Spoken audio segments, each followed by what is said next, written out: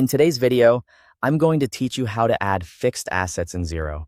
To get started, sign into your Xero account.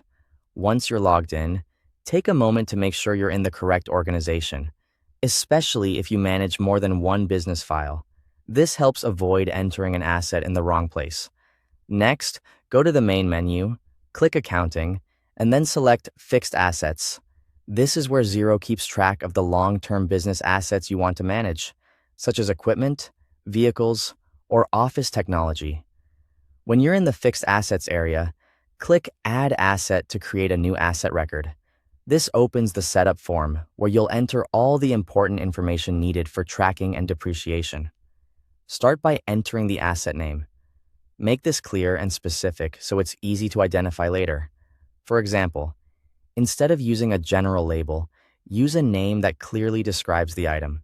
After that, choose or confirm the asset number. In some cases, Xero may suggest a number automatically. Just make sure it matches your internal records if your business uses a numbering system for asset tracking. Now, enter the purchase date. This should be the date the asset was originally bought, since that date can affect reporting and depreciation. Then, enter the purchase price.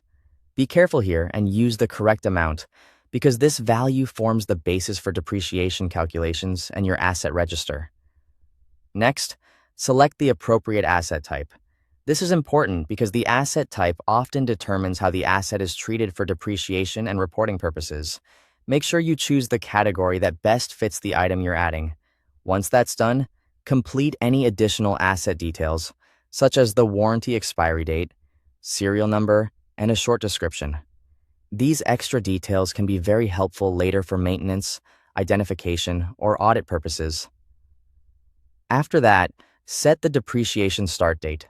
This is the date from which Xero will begin calculating depreciation, so it should align with your accounting treatment for the asset.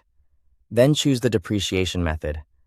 Select the method your business uses so that the asset is depreciated correctly over time. If required, choose the averaging method. This may depend on how your organization handles partial periods or specific depreciation rules.